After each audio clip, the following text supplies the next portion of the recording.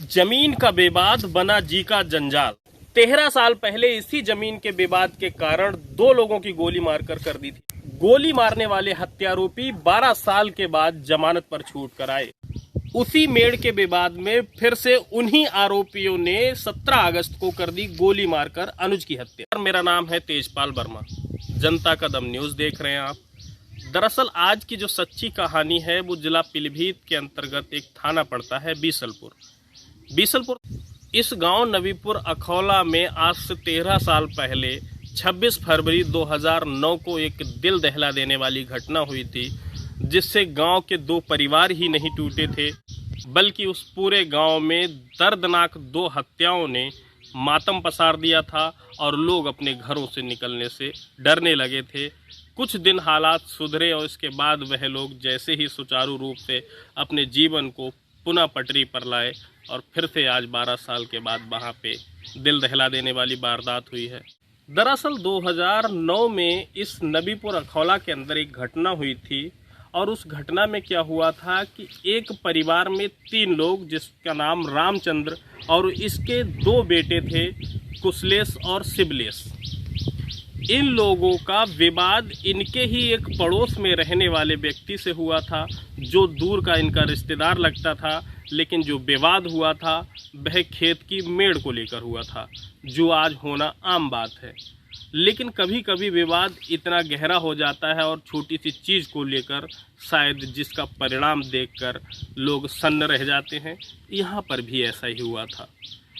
क्या हुआ था कि 26 फरवरी 2009 में जब मेड़ का विवाद दोनों परिवारों में इतना ज़्यादा बढ़ गया कि वह एक दूसरे की जान लेने पर उतारू हो गए, तो उस समय क्या हुआ था, रामचंद्र, शिवलेश और कुशलेश, ये रामचंद्र के दोनों बेटे थे शिवलेश और कुशलेश, इन लोगों ने मिलकर अपने ही गांव के रहने वाले भगवान शंकर और हरिशंकर की उनके ही घर में घुसकर जाकर गोली मार दी थी, जिसके बाद भगवान शंकर और हरिशंकर ने ही मौके पर ही दम तोड़ दिया था।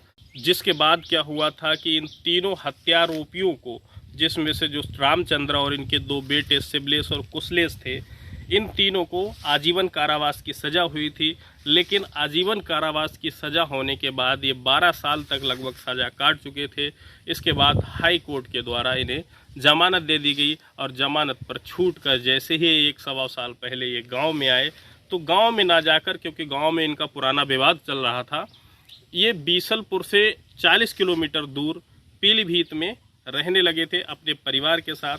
और इनका जो ज़मीन थी गांव के अंदर, और इनका जो गांव में पुराना मकान था वो भी टूट के पूरी तरह से खंडर बन चुका था। इसके बाद क्या होता है, जो ज़मीन जिसकी वजह से इन्होंने 2 लोगों की गोली मारकर हत्या कर दी थी, उस ज़मीन को भी इन्होंने ठेके बटाई पे दे रखा था गांव वालों को ही। उस गांव की ज़मीन को इन्होंने ठेके बटाई पर गांव वालों को ही दे रखा था। इस वजह से इनका गांव में आना जाना कम होता था। लेकिन जब भी गांव में किसी मिलने वाले के घर पर समारोह इत्यादि होता था तो ये लोग दावत में ज़रूर जाते थे। कुछ दिन पहले ऐसा ही हुआ। दिनांक 17 अगस्त 2023 को क्या होता है, गांव नबीपुर अखौला में एक समारोह होता है। उस समारोह के अंदर सभी अतिथियों को दावत दी जाती है और उन्हीं अतिथियों के साथ में रामचंद्र, कुशलेश और शैलेश अर्थात इन तीनों हत्यारोपियों, जो पहले 2009 में घटना को अंजाम देने के बाद सजा काट के बाहर आए थे, जो पीलीभीत में रहने लगे थे, इनको भी दावत दी जाती है। ये तीनों हत्यारोपी जैसे ही अपने गांव नबीपुर अखौला में दावत में पहुंचते हैं, तो पहुंचने के बाद में क्या होता है कि ये उस परिवार को देखते हैं जिस परिवार के 2 लोगों की ये लोग 2009 में गोली मारकर हत्या कर चुके हैं। उसी परिवार के जब सदस्य इनके सामने आते हैं तो इनके अंदर की जो आग होती है वो पुनः दहकने लगती है और कहीं ना कहीं जो इनकी पुरानी रंजिश में कुछ गलती रह चुकी थी, अर्थात उसे पूरा करने के लिए क्या करते हैं कि एक भगवान शंकर, जिनको ये 2009 में मार चुके होते हैं, उसी के बेटे को मारने की प्लानिंग फिर से बना लेते हैं। और इसके बाद में क्या होता है कि 17 अगस्त को सुबह 11 बजे जैसे ही भगवान शंकर का बेटा अनुज अपने जानवरों के लिए खेत पर चारा लेने गया होता है, उसी समय ये तीनों प्लानिंग के साथ उसका पीछा करते हैं और पीछा करने के बाद में उसकी गोली मार देते हैं और गोली मारने के बाद में मौके से फरार हो जाते हैं। गोली की आवाज़ सुनने के बाद में कुछ ग्रामीण वहां पर पहुंचते हैं और जब ग्रामीण वहां पर पहुंचते हैं तो देखते हैं कि अनुज जो है वो गंभीर हालत में वहां पड़ा हुआ है, क्योंकि उसको किसी ने गोली मार दी है। तुरंत ही अनुज के परिवार वालों को सूचित किया जाता है और परिवार वाले उस बच्चे को लेकर पहुंच जाते हैं पीलीभीत के जिला चिकित्सालय, जहां पर प्राथमिक उपचार कर दिया जाता है, लेकिन गंभीर हालत बताते हुए अनुज को रेफर कर दिया जाता है बरेली। जब निजी अस्पताल में अनुज के स्वास्थ्य में कोई सुधार नहीं होता तो इसके बाद उनसे अस्पताल के द्वारा मना कर दिया जाता है, और जिसके बाद क्या होता है, परिवार वाले अनुज को लेकर गांव आ जाते हैं, जहां पर अनुज अपना दम तोड़ देता है। इसके बाद क्या होता है कि अनुज के जो परिजन होते हैं वो जैसे ही पुलिस को सूचित करते हैं कि अनुज की मृत्यु हो चुकी है, पुलिस मौके पर पहुंच जाती है और पुलिस सबको अपने कब्जे में लेकर पोस्टमार्टम के लिए भेज देती है। और सबको पोस्टमार्टम भेजने के बाद जो पुलिस होती है वो आरोपियों के घर दबिश देती है, लेकिन जो आरोपी हैं उन्होंने इस घटना को प्लानिंग के तहत अंजाम दिया था, जिस कारण वह मौके से फरार हैं और अब तक पुलिस की गिरफ्त से बाहर हैं।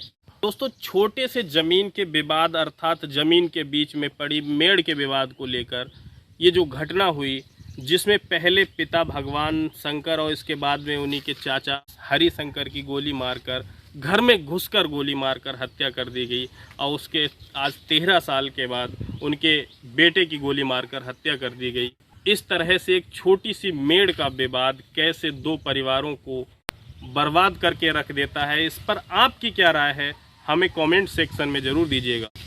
और ऐसे लोगों के खिलाफ क्या कार्रवाई होनी चाहिए ये भी मुझे आप कमेंट सेक्शन में ज़रूर बताइएगा। साथ ही आप ये भी बताइए कि आज के समय में इस तरह का विवाद किस क्षेत्र में नहीं है, क्योंकि मैं समझता हूँ ये हर गांव की कहानी है। हर गांव में आपको इस तरह का एक विवाद देखने को मिल जाएगा। इसी के साथ आपने अपना कीमती समय दिया, जिससे खबर को पूरा देखा सुना, जिसके लिए आपका दिल से धन्यवाद। इसी के साथ आशा करता हूँ आप चैनल को सब्सक्राइब करेंगे, जिससे जल्द ही हमारा यूट्यूब परिवार एक बड़ा परिवार बनेगा। जय हिंद, जय भारत।